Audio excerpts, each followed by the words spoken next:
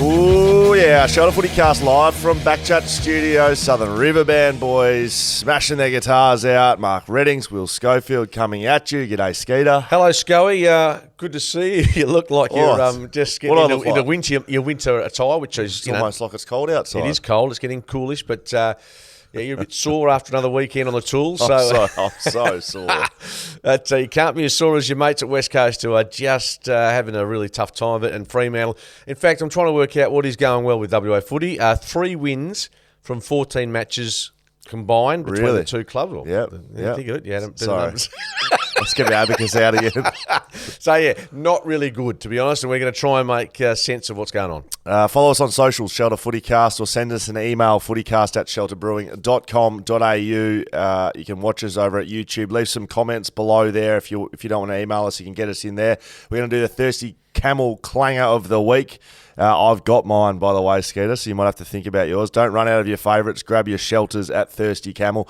Let's get into the big moments of the round. Andrew Dillon this morning is being announced as the CEO, the new CEO of the AFL. There'll be a transition period until the end of the men's season in October, where I'm assuming Gill will be holding his hand through things. It's the longest farewell. We're talking about John Farnan and the Seekers. Gill has just turned this into a 2-year extravaganza, given it was last year that it all started. And for those that, I'm not sure punters are overly fussed about the CEO setup, but in essence, Andrew Dillon's been there for a long time, been legal counsel, been footy boss for a while there as well. So he knows the background, knows the lay of the land. He's got 3 girls. He's a 6-time premiership player at the old Xaverians, I think it's called over there. Xavier. Right. So he's an Ammo's premiership player. A bit like Gill. The AFL spent $1 million consultancy to a worldwide search to find the new CEO. All they have to do is go down the corridor and they've got the same result, which they have in the end. So a lot of money spent. There's been a bit of hoo-ha about Brendan Gale getting snobbed, or if I want to put it in inverted commas. He did apply. Yeah, and look, we're going off a lot of Melbourne media and what they think of Brendan. They're highly complimentary about him as a CEO. I think he's got a legal background as well, what he's done at Richmond. They think he would have been an ideal choice, and he may well have been. You'd like to think that the process that they've gone to probably unearthed the best talent, though? You'd think so. Look, I think the thing that Dillon held him back apparently was, and I don't really know him, I've met Travis Holt a couple of times. I always thought he was really good company, and he, I think, might be bound now for a high role at the Grand Prix in Melbourne. So this decision might just force the hand of some as to what their futures are going to be. But Dillon, I think the knock on him is that, unlike Peter Volandy, say, in the NRL, who really sells himself as this visionary, etc., he's just a low-key, under-the-radar type guy, whereas Gillen, really good deal maker. The Tassie thing's got across the line. The AFLW is part of his legacy. So I think Gillen's done a really good job, to be honest with you. The broadcasting rights are going well. I mean, you can knock him on a few points, but I think Gillen's been really good for the AFL. I think there's been similar tenures between, and I want to say Wayne Jackson was before Demetrio, wasn't it? Yes, and Jackson, that was almost like a pass the baton over internally there as well. Jackson, Demetrio to Gill to... They're saying the boys' club anyway. Yeah. That's what they're saying. Okay, well, there you go. Tassie, I saw Elbow down at Tassie. He was throwing his money around, cashing money around. The Vegas strip club, throwing it up in the air. 240 mil, whatever it is. Of course, not a cent, by the way, from the federal government for Optus, but we'll keep that in mind when the GST comes. Is that right? Yeah, it's not a cent from my knowledge from the federal government. It looks all right, doesn't it? It looks great, but, we've footed the bill with that. So, anyway, that's one to keep up our sleeve. When we say we, like you and I, have we paid for this? Well, of course, with so our tax dollars paid for that, did it? Yeah, well, to my knowledge, it did. Oh, yeah, God. I mean, who else? The AFL wasn't going to get too heavily involved financially in Optus. So we have paid for it. The state has paid for Optus, which, I reckon it's a great investment because what it's done for WA, grand final, concerts, you name it. Speaking of entertainment, so Albo's gone to Tassie and then he's jumped on a plane, had to get back for Kyle Sandland's wedding. You know Kyle Sandlands, who's the big bullfed who does Kiss FM. What? Yeah, so he's gone to the wedding, the PM. Kyle Sandilands. So Kyle and Jackie O. Is that what you're talking about? Yes. And Albo's there. So Albo had to fly out of something he's dropped $250 million at to go to Kyle Sandilands' wedding. Yeah, well, the reason being, in a nutshell, in that town, in Sydney, big city, of course, Sin City, Kyle holds a pretty big baton when it comes to audience and the youth market. So much so he gets the fucking Prime Minister at his wedding. And I'm not sure how well they know each other, to be honest, but there are a couple of underworld characters there, and Albo's just sitting there with his missus. Good on him. That is absolute piss funny. I'm sorry. Seriously. good, Who's isn't the most famous person, who's the most famous person's wedding you've been to? Famous person? Oh, the most opulent wedding I've been to? Brendan Julian. Brendan Julian? Yeah, fast bowler? Yeah, all-rounder for Australia, Fox Sports. Really Opulent. good bloke. Yeah, it was extraordinary. It was down at Bill and Rhonda Wiley. And Rhonda Wiley, of course, lots of money there, and it was on their farm, Suzanne Wiley, and my wife and I went down there, and it was just brilliant. And obviously, it was all backed by Bill's wealth. There's a few cricketers rolling down. True. I mean, you would have been to a couple of big weddings. Not really. No, well, you've been to a lot of weddings recently. Footy players, but yeah. Nothing of you think yourself. I tend to get a little bit too carried away at weddings. Yeah, do you? Yeah. Oh, what do you do? Well behaved, are you? Well, you're in that. Seriously, you're in the age demographic now where you've got in your 30s, blokes getting married, so you just get. Only married once, and let's hope it stays that way for both of us. Likewise. Let's talk a little bit of footy. Is there a 100-goal season in front of us right now from a forward? Charlie Curnow and Jeremy Cameron, both on 30 goals after 7 games, averaging a little over 4 goals a game. I'd like to think so. I mean, probably the odds are slightly against, given you have to keep churning them over. You have to have a couple of big games in there. But we saw that at the weekend. Charlie, King Charles, as he's now known, 9 at Optus, should have been 10, but we'll discuss that. What was Durds doing? It was Durden.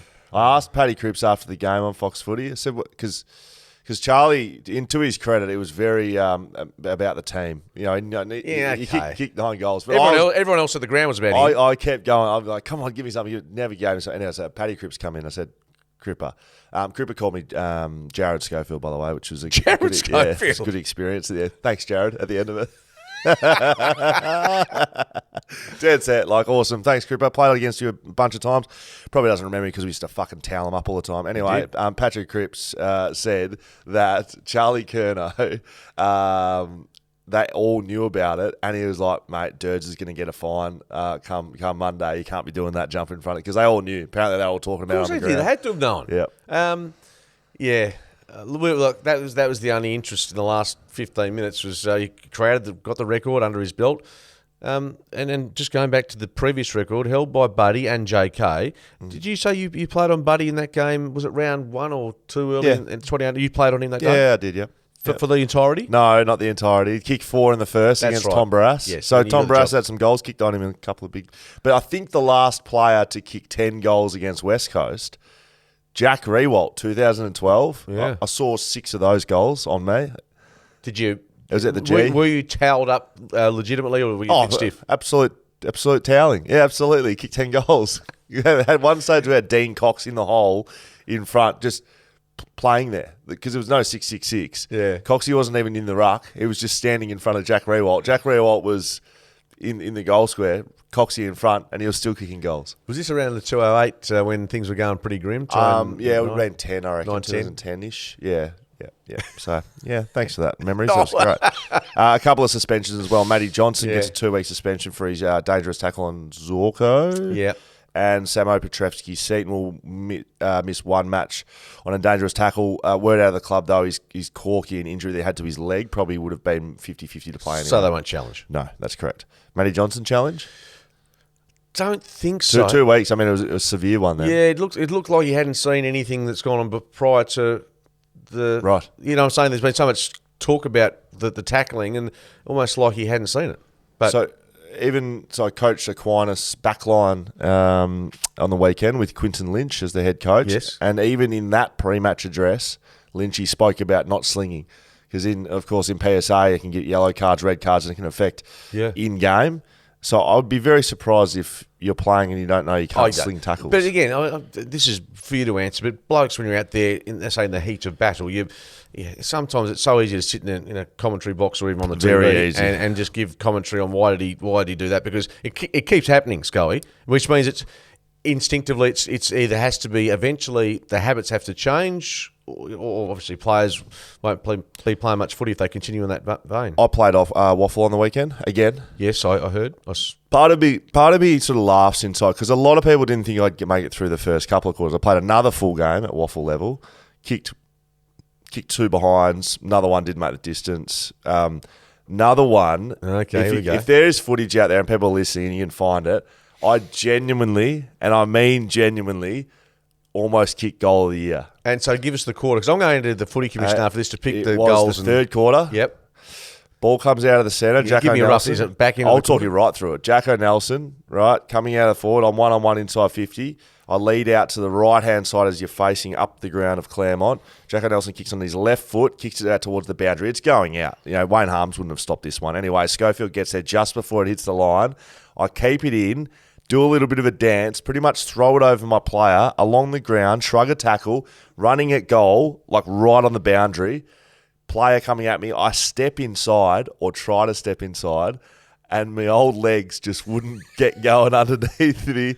Well, you know the stumble fall where like your legs are getting quicker and quicker and quicker and getting closer and closer to the ground, and I fell diving forward and just threw the ball up in the air. We kicked a goal, but if I had have actually executed the step and snap, would have been goal of the year. So you're a fair way off that, given you fell over.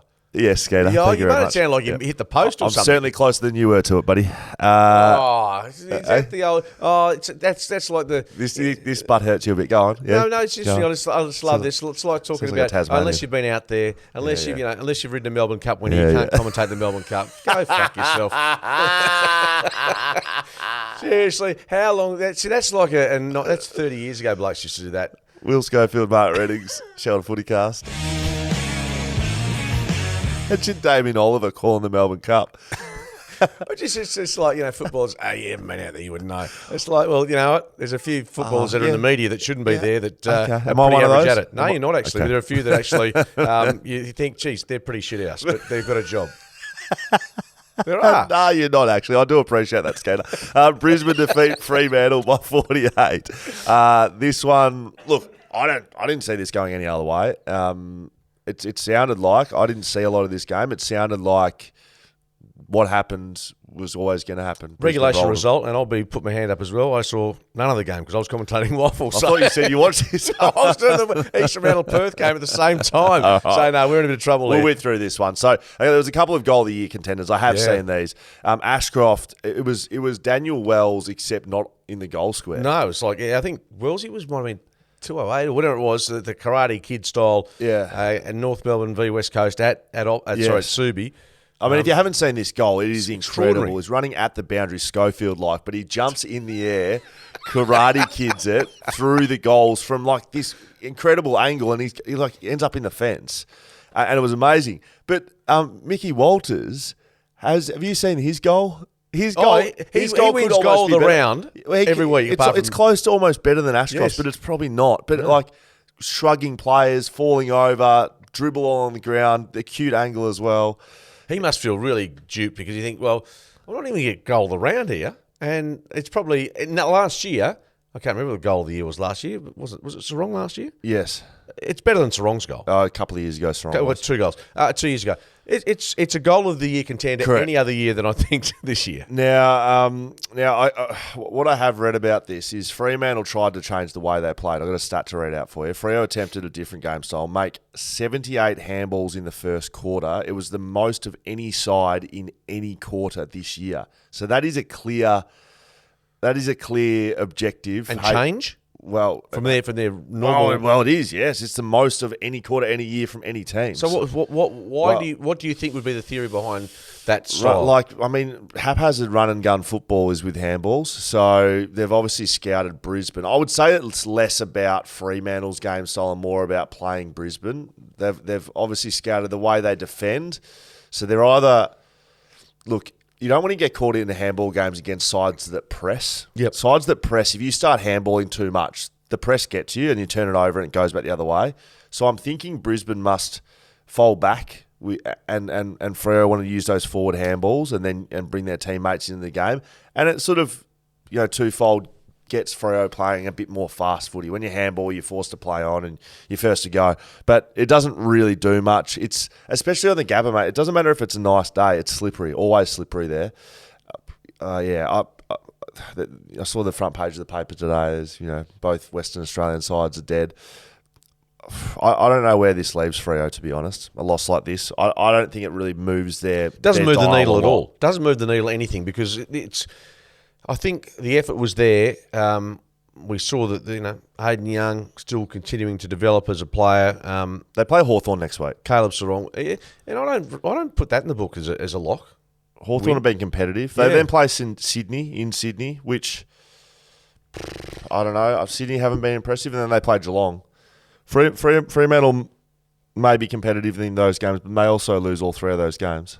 Yeah. Have we written Fremantle off finals altogether? Yeah, I have. Yeah, I have. And that's, I mean... Their leading goal kicker was O'Meara with 2 goals, and Brayshaw with 2, and Switkowski with 2. So there's no key forwards kicking goals. No, there's no evidence to suggest that... And look, we might turn around in 10 weeks and say more egg on our face, but there's nothing there to suggest that they're a team capable of turning this around in a dramatic fashion really quickly. Who'd you pick? We both picked Brisbane. Brisbane quite comfortably. And about the margin I think we expected. Yeah, very good. Carlton defeat West Coast by 108. Was that the margin that we expected? I thought the Eagles might get within 5 or 6 goals, to be honest with you. Pretty sure I picked this as my roughie of the week. That's what you're rough.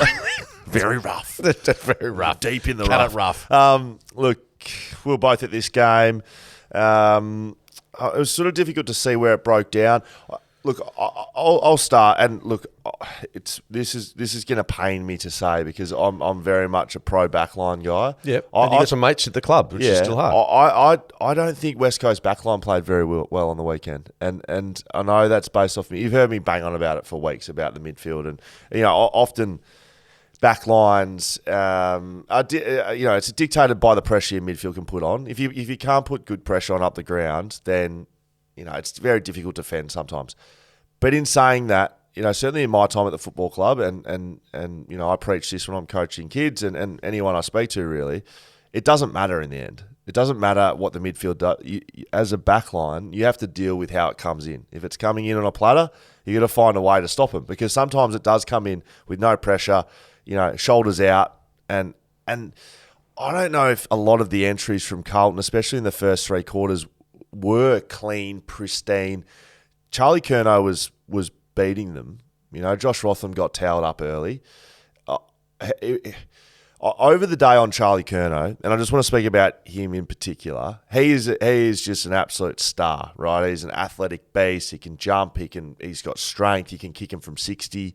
So when you're coming in to play someone like that, that there is weakness. There is always weakness. No one's perfect. He doesn't kick 10 every week, does he? Right. No. So you've got to look at his games that he hasn't played well and what has opposition done well against him. West Coast, their back line, and it was Rotham at stages. It was Barras at stages. It was Bazzo at stages. They either didn't go in with a good enough plan, so that's coaching and players combined, or they went in with a good plan and they didn't execute it. They're the 2 outcomes that I sort of see out of it. So they either, didn't do what they were meant to do against him, or the plan that they went in with didn't really work. So you saw what Barras was able to do when he was on 9 goals, and he was fighting and scrapping him and physical with him. And, wasn't even watching the footy. Yeah, well, that's what you need to do. You need to have someone in your team that can do that because they weren't doing that for the first 9 goals. And the physicality that Barras showed was physical when it needed to be. You don't need to do early work on a Charlie Curnow because he's athletic and he's strong and he's quick. You actually don't need a lot of early work. Your physicality needs to be right when the ball's getting there.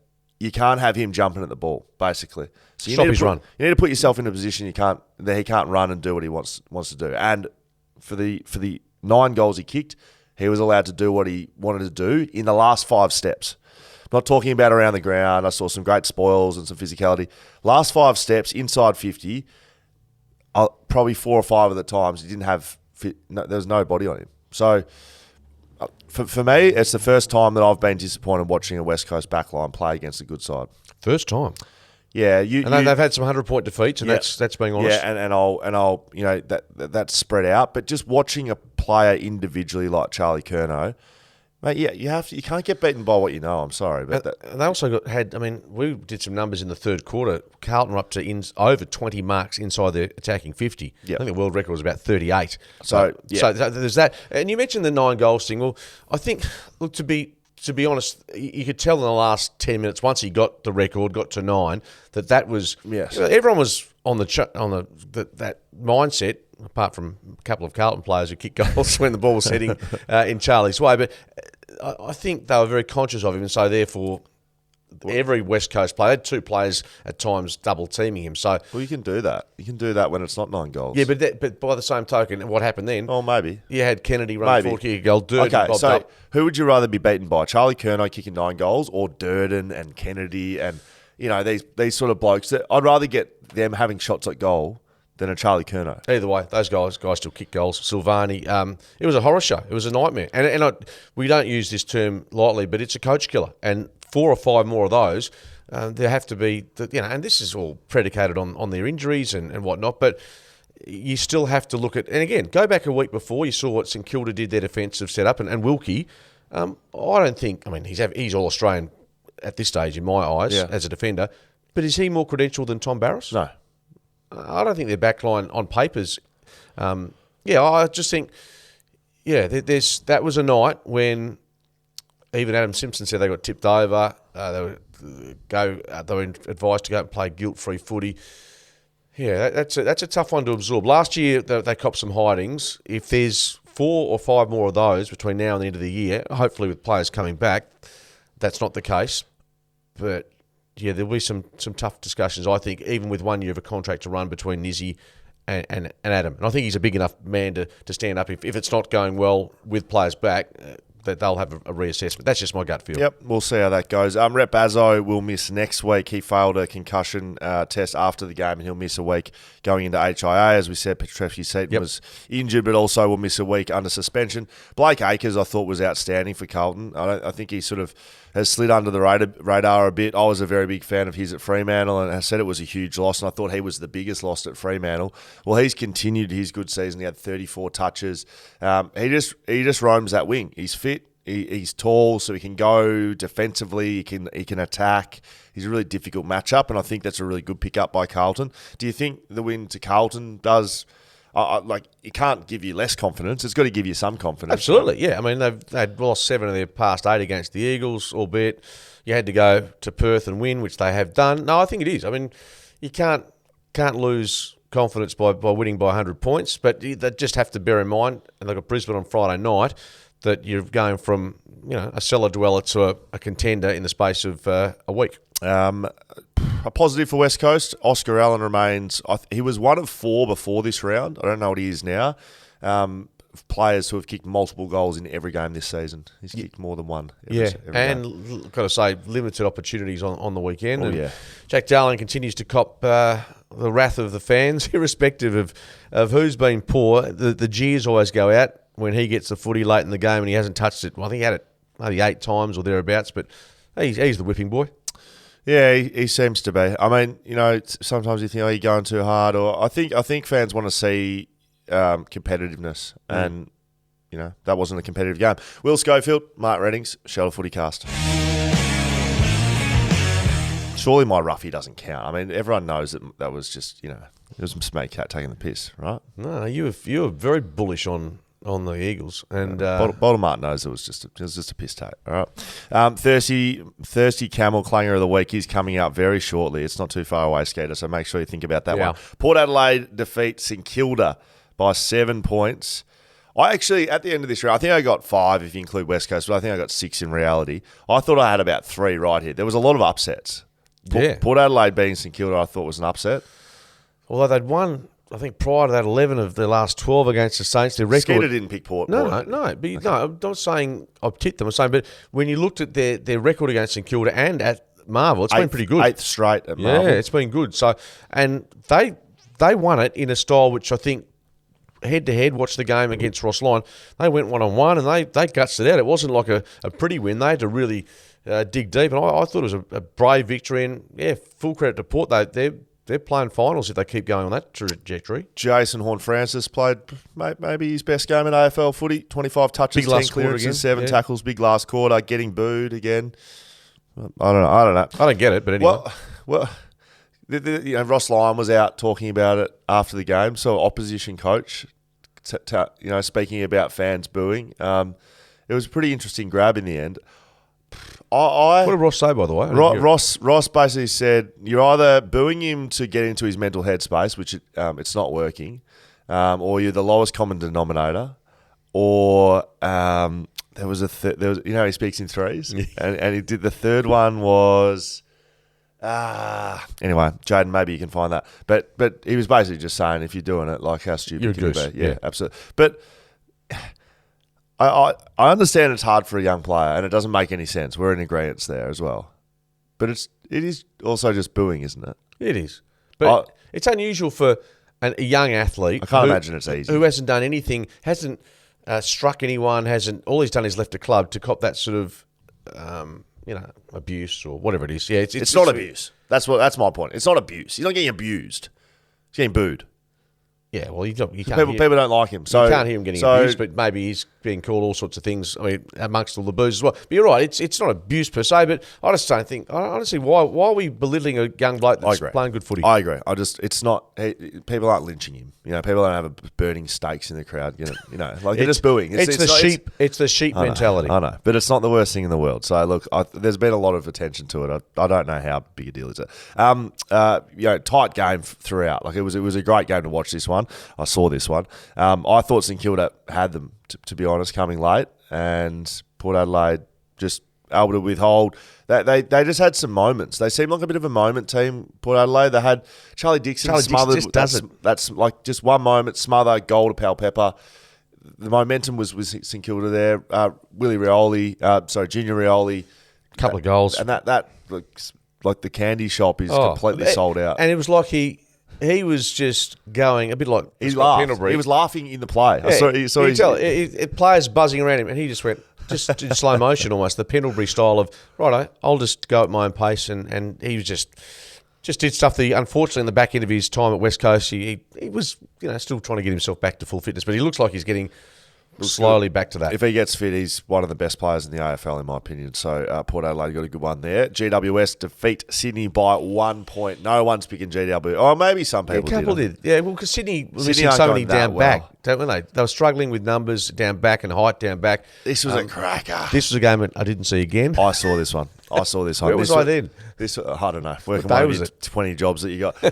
What day is it? GWS. Look, it was one of those games, right? But they were down by 4.5 goals, basically. Game done and dusted. Sydney, can't remember the player, but they kicked a goal with about 12, 13 minutes to go, and it was 4 goals down. It's like, they're never going to win this. They just found a way to will themselves into the contest, GWS. They fought around the ball. Again, probably some moments, like a couple of turnover goals that sort of, got them within a bit more than 2 goals, but you're still sort of thinking like there's sort of 6 minutes to go, they're not going to do it. And then they just sort of kept kicking goals, and they kicked one and there was, 2 minutes to go and they're within the game then. And they get a forward stoppage. Yep. Now, I want you to talk me through it. I have had a look at the division here with Himmelberg in the ruck. Yep.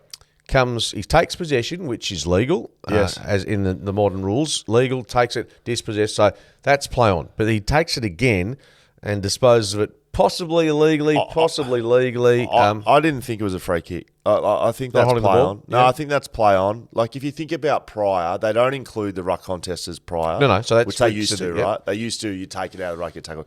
So that was gone, and it bobbled out, right? So if you talk about prior, the ball's the ball's in neutral. He takes it again. And then he took it again and had it for a tiny second. So you can only look at that incident and it gets knocked out in the tackle. It's not, he took it out of the ruck, but because he's already been dispossessed. Yeah, right? I'm not strong either way, but what I am strong in is that Toby Green, Toby Green stands up, kicks the goal, and I reckon he's the only player that you think, once he had ball in hand, he's trouble, because he just has that innate ability to win games of footy like that. 4 goals, 2 goal assists, 22 touches for the Brett Kirk medal. Why is it the Brett Kirk medal, by the way? Yeah, I was about to ask. Well, why was it the Ross Glendenning medal? Well, it was for a long time, but he also was on the chairman of selectors at Fremantle for a while. So he did work at Fremantle, but has Kirky worked at GWS? No. So that needs to be changed to, I don't know. Someone that's had something to do with both? Well, even a giant of some description. Who's the most decorated giant? Stevie J medal. He's had Giants. Isn't he a coach at Sydney? Or was? Yeah. And he played at GWS? Yeah, a little bit. Did he do enough? I don't know. It'd be the same thing with Freo on West Coast. Like, Fremantle wouldn't have had the history to be able to pluck someone. But Ben Allen. Right, yeah. No, but that's taken, how long's that been? It's well overdue. So the Battle of the Bridges. That needs to be changed. Right, okay. But we've got to find the right person at the Giants. You're right. So it needs to be like the Brett Kirk, Stephen Caniglio medal. Something like that. Not Stephen. Who's the best ever Giant? That's a good question. Ward? Yeah. Oh, Callum Ward, man. Has to be Ward, doesn't it? Probably. They're probably just waiting for Ward to retire, and then they'll call it the Ward Kirk medal. Seriously, they will. Your man that you want retired instantly, Buddy Franklin, returns with 3 goals. That's impressive, wasn't it? So this is you into the media telling that we fabricate stuff, and you talk shit like that. No, he's a gun. He's a superstar. I said he won't kick 50, and I think he might, by injury, be forced to retire prior to the end of the season. You want him done. Can you check how many goals Franklin's kicked, please? It won't be 50, I'll tell you. Very good. Do you remember who you picked? You picked Sydney. Oh, I picked Sydney. Yeah. But again, that was one that the Giants haven't been blown away at all this year. And I think just off the top of my head, they've beaten Adelaide by less than a kick. They beat Hawthorn by less than a kick, and they've won this one by the same. So Adam Kingsley has had a pretty anxious few moments in the coach's box this season. He's been good, though. I found it. Depends which column. So it's either 7 or 7. He's going goal again. 7. Yeah, he'll get 20, 30 goals. He'll kick more than that because if he stays sound, but you're right, there's every chance he's not going to play. Well, how many games? 15, 16 to go? He might miss half a dozen of those. Could kick 3 every game. Western Bulldogs defeat Hawthorn by 29 points. Hawthorn competitive, as they have been the last 3 weeks. A couple of single score losses to GWS and Adelaide. Lost a bit of class late in this one, but again, what we spoke about West Coast and Hawthorn, people expected Hawthorn to be doing what West Coast has been doing, and in fairness, they did to start the year. Yep. And so people, and fans were disappointed with what they were doing, but they've if you look from a competitive standpoint, this probably lands in the basket of being competitive against a good side in the Western Bulldogs. Yeah, they were with them up until 3/4 time, 3 goals or thereabouts in arrears, the Hawks. Their inclusions, I think Lewis, obviously really important, him coming back into the side. So he kicked 1-4, but he had over 10, he had 14 marks or something. He's a very good player. And to have a big key forward like that come back into the lineup, it takes a little bit to get the forward chemistry going again, but he's going to be a star as long as he can keep his body on the park. Like he dominated this game. Yeah, and I think it's from a Hawthorn perspective, they're taking their medicine now. They know what's ahead of them with regards to, you ship out Mitchell, you ship out O'Meara, they get a new midfield, they get a young look about the side. If you're thinking next 3 or 4 years, I think we get where Hawthorn's going. Question marks as to, for instance, the West Coast are going. Yep. North Melbourne. Yep. Question marks at the moment where they're going. So I think there's a direction that I think everyone at Hawthorn will be pretty comfortable with. Bulldogs class came to the fore. Bont's 200th game. If he's not the best player in the game at the moment, he's certainly in the top 5. Yep, or top 3. Top 3, definitely. Yep. Gun. Norton kicks 4. Caleb Daniel had 27. McRae had 26. Smith had 24. On the Hawthorn thing, that was never going to... the reason that there is direction is because there's been no wavering from what they're doing. They're very clearly, this is what we're doing and this is how we're going to do it, and there's going to be some pain. Whereas North Melbourne, West Coast... there hasn't been that, has there? There hasn't been, this is what we're doing and this is our direction and this is our brand. I think no one knows. Certainly publicly, Hawthorn have been more transparent or certainly been more upfront with what they're trying to do than what the clubs you're talking about. I think there's certain positives of being honest and direct with the media and with your fans. And I would say they far outweigh smoke and mirrors, which we've seen across a few clubs. Melbourne defeat North Melbourne by 90. This is another blowout loss. Might surprise you. I didn't see this game either. Well, I was did you watch any football over the weekend? No, I did see a bit of footy, but and you didn't see this game either, just quietly. I did not. I was doing a lot of football. And to be honest, I was quite happy not to. At one stage, the scores were exactly the same. Yeah. 122 plays 31 or something like that. They were identical at the same time, same night. Bloodbath in both aspects. Charlie Comden. Yeah. Now, I haven't actually seen the vision because apparently the Seven Network didn't show it for obvious reasons. It was that gruesome, was it? Yeah, I think it's a proper snappage.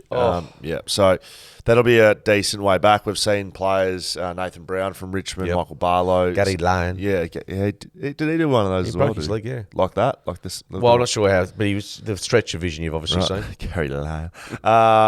Melbourne's fourth 100-plus score this year, so they're a scoring beast. Once they get going, very difficult to stop, especially against a North Melbourne side that, I don't know how they won their first couple. One of them was against West Coast, so that's how. And who was their other one? Freo.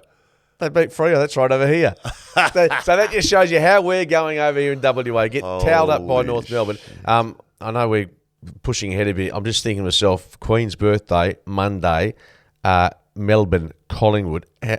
Are we this could be... We're talking record crowds again, potentially. These two clubs are going to be top four at that stage. That's one positive with interstate sides not going so well, i.e. the West Australian side, is it means the Melbourne sides are going well. And big Melbourne crowds for mine. Massive, it's great. It's better than, unfortunately, West Australians, it's better than any derby could be over here, like a big derby. Like the big Anzac Days, the big Queen's birthday clashes, just the big Carlton Collingwood games. I mean, that being said, when Freo or West Coast are going really well and a Collingwood comes over or a Carlton comes over, they're in form. It's great, but it's not the same. Well, it's not the same for you because you grew up with that as what you like. I love it. It's not the same because I've seen both, and one's better and one's not as good. In your opinion? Yeah, that's right. Because everything. That's your culture. That's what you've been brought up with. But you're saying it's better, in your opinion, because you've got a Victorian background. Yeah. Who says that? Who says that Collingwood West Coast here is better than Collingwood Carlton? Well, the best game of footy I've seen, almost arguably, was the qualifying final. But that was the footy. The footy was good. So was the rivalry. So was the. Okay. I mean, anyway, I just think you've got this Victorian sort of snobbery about you, but that's fine. You are a West Australian now, Will. You're a Canadian, mate. So who cares? You goose. Fair call. Yeah, fair. Now, I don't know. Fridge kicked 4. He's gone. Pickett 3. Petrarca 3. Next. Chandler 3. Chandler's a good player. Cole Chandler couldn't get a game last year, and they've started playing him properly, and he's a gun. So keep an eye on him. Stevenson had an interesting one. I did see the double 50. Yeah, the double 50 from Razor Ray. To Razor Ray's defence, so the first descent call was for the arms out, and he said, "What the fuck am I meant to do?" Which look, I think probably Razor. Is that what he actually said? Yeah. Okay. What the fuck do you want me to actually do? You could see him saying it. And Razor I think he should have come back with, well, yeah, don't hit the head, play by the champ. rules. Play by the rules. Yeah. But then, so he pays the 50 on dissent, which it's umpire's discretion, blah, blah, blah. But then Stevenson started throwing his head around. And he ducked. And Razor wasn't happy with that. So people think he's given the talk to the hand, but apparently that's the signal for dissent. Yep. Right, so everyone's been saying he's thrown out the talk to the hand. So anyway, my wife gives that to me quite regularly, and nothing frustrates me more because she gives me the cold shoulder. I'd rather you and I abuse each other for 5 minutes and get on with it. She won't talk to me for a day and a half, and that just kills me. You know why she does it, mate? Because it kills you. It really shits me. No, how do you get Alex? Yeah, same thing. Yeah, absolutely. The cold shoulder? Yeah, Ice? and it pisses me off. Just abuse me. Throw a pillow at me. Nothing more than a pillow, but throw a pillow at me. Just abuse me. Oh, please just hit a button. I know you just come back in. Thank you. And shut your mouth. Yeah, that's what we want. We actually want. Just get a quick kill. Geelong defeat Essendon by 28. Did you see this one, Skeeter? I saw parts of this game, believe it. Well, hang on. I had to go and fill in for you at 10 o'clock with Bowie because I was playing, mate. Whatever you're doing, you weren't there, and then I had to go back and commentate Adelaide Collingwood. So we've done that game. Have we done that game? No, we haven't. Not yet. But I did see. This is a real question. I was surprised that Tom Hawkins had never kicked 8 goals before in a game. Really? A career high. I didn't know that either. Maybe it's an equal career high, but yesterday I was told career high for Tom Hawkins. He it hadn't seems kicked extraordinary. 6 or more since 2018. In a good side. That's probably what makes them a good side. They're not dominant. They're not Hawkins focused. They don't need him to kick 10 goals to win a game of footy. No, I mean they kicked a score Essendon to their credit, but the game was over essentially at quarter time, certainly at half time. They put the foot to the floor, and just going back to Hawkins, 34 years of age, he started slowly, a bit like the rest of the Cats. But are you officially going to declare they're back, or are you still... Last week you weren't sure of the opposition. Tell us now. Well, so the Geelong Essendon play Sunday, So what's that Yes, break? Is that 5-day break? Well, Essendon had a 5-day break, yeah, which is it's significant. And I know Collingwood did as well, right? But I would just put that. I mean, 28 points to Geelong. I think coming into this season, if you had to look ahead and you look into the future and you say Geelong v Essendon, Geelong's winning by 10 goals. So competitive.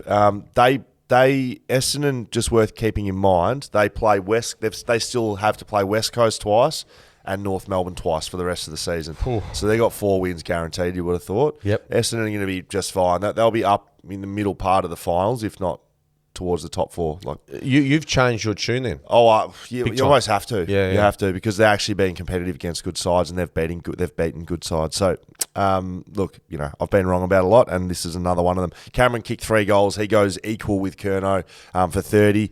Chris Scott beats his brother Brad. Do they care? Oh, Wiedemann kicked 5, by the way. yeah, so that was a decent. It was one of those games.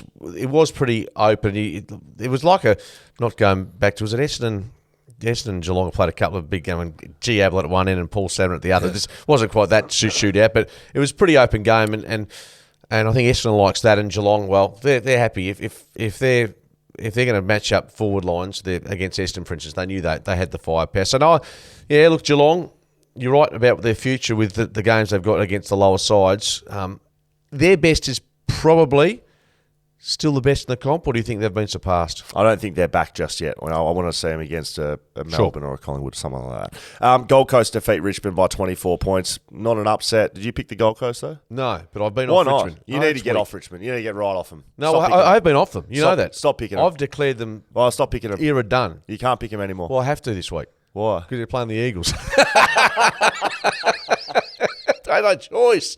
I just, so they look, and since Damien Hardwick basically shit-canned Marvel Stadium, yes, they have had a draw there and just losses. And they're really poor. Their goal kicking was average. They looked flat. They look old. They look slow. They've got injuries. And I know that, a bit like other clubs we've spoken about, but it felt like Gold Coast were one loss away from Stewart being sacked instantly, and they've come and won a couple of games, and now is it all good? Like, are we all good with Gold Coast? Well, King into that side after a couple of weeks, kicked 4 goals, important. And this was, I think half the reason we both tipped Richmond, no Tuke Miller. Yeah. Now, this is a big win without him. I know he's going to be out for a while. Yeah, no, it's sort of, he's not like a Wayne Carey, but he's pretty important to their midfield. Oh, absolutely is. He's their best player. He's their best player. So, off the back of that, good win for the Suns. Tigers, wow. Damien Hardwick still thinks they can make an imprint this year, but it's they're bottom 6 team. I don't think there's any question about that. It may be interesting to see what this midfield does with no Tuke Miller. Like, he's a gun, but he's definitely a presence, and he draws that. He draws the clearance work. That's how midfield goes, right? Their best player, you try to tap it to him. You don't try and tap it to the other players. So with him being removed, Matty Rowell steps up. He has 26 touches. Fiorini comes in and plays. Fiorini's been a good player for a long time, but he's been like the 4th, 5th midfielder. He will now be on ball permanently as a mid. Noah Anderson's a gun. These kids and these guys, look, I think it may not be a negative removing the best player out of there. Maybe they get some guys that stand up and get a chance to shine where they don't have that opportunity with Tuke Miller in the fold. Collingwood defeat Adelaide by 1 point. This is where my Thirsty Camel Clanger of the Week is Skeeter. Oh, okay, because mine was sort of heading in that direction as well. Okay, we could maybe be on the same thing. Maybe. We'll get to it after we go through the game. Was yours serious or not serious? No, not that. No, mate, serious? Oh, mine was sort of semi-serious. Okay, great, perfect. All right, we'll see if we match up. Collingwood defeat Essendon. Collingwood defeat Adelaide. Sorry, I'm all over the place. Collingwood defeat Adelaide by 1 point. How do Collingwood keep doing this in big games? And they did it back-to-back. Week 1 against, or I think they've done it so regularly that opposition clubs, and I think the lead was something like 2.5 goals at three-quarter time to the Crows, but you just felt, and you could just see, not being paralysed, but they were just, the Crows looked like they were trying to save the game in many respects, because the dominance and the clearances of Collingwood was such that it was almost inevitable that they were going to find a way. How's this for a start? This is amazing. Collingwood have won 10 of their last 13 where they've been trailing at three-quarter time. That's 7 goals to nil against the Bombers. Yes. And, of course, they outscored Adelaide yesterday. Adelaide were trying to save the game here late. Yeah, which, we're watching it. So put yourself in Adelaide's position. Should they have gone back to taking the game on like they did, or they simply couldn't get their hands on the ball? Really? Yeah, they couldn't get the clearance work. I think it was something like 20-3 in that second half of the last quarter. So that means you're just not getting your hands on the ball. It's a little bit the Freo situation, right? You can't get your hands on the ball in the midfield, then you're winning it back in the back line. Then you don't want to be risky coming out of the back line.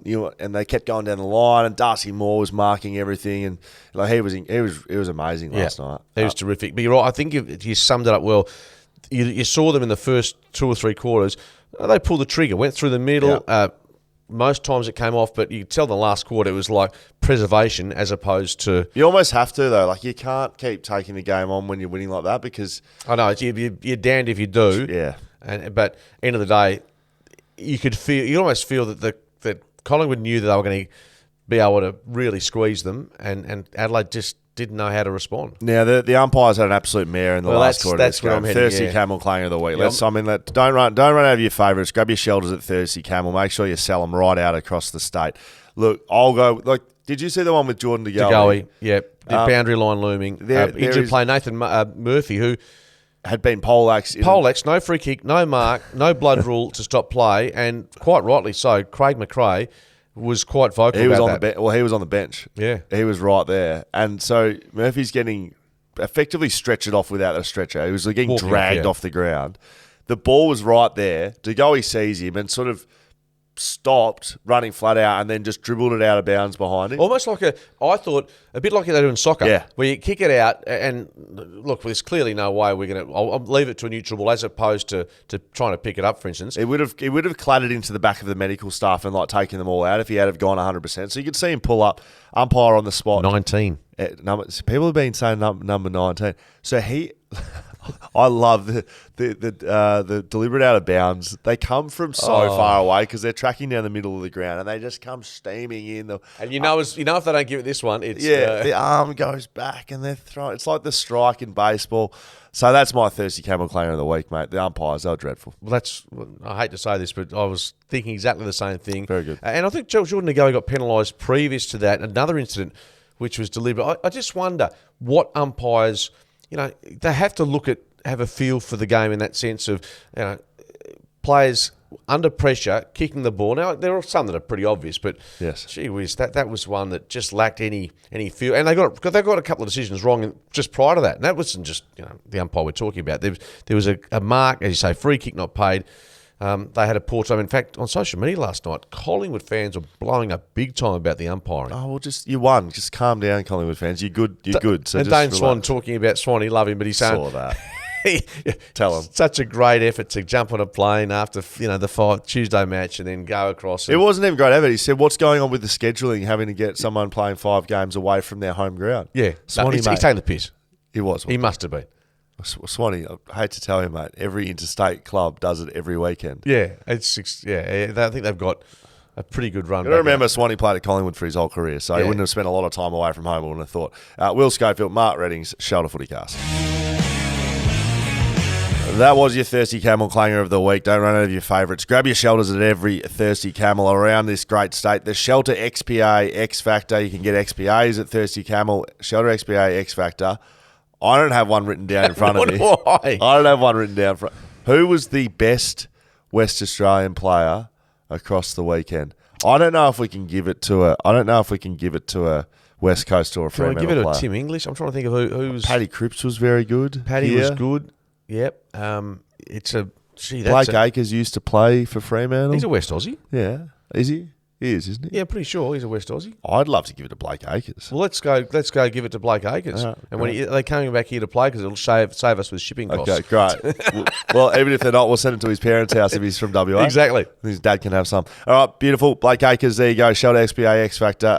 That's us done and dusted, Skeeter. Socials, Shelter FootyCast. You know where to find us. FootyCast at shelterbrewing.com.au is our email. Anything to finish us off with, Skeet? You going home to get a bit of abuse, mate? No, I'm going to the Footy Commission. I'm going to look for that goal of the year to be from Will Schofield. I didn't realise that it just missed the left, just missed the right, hit the post. No, he fell over before he actually got through it. And then I threw it. He's a genius.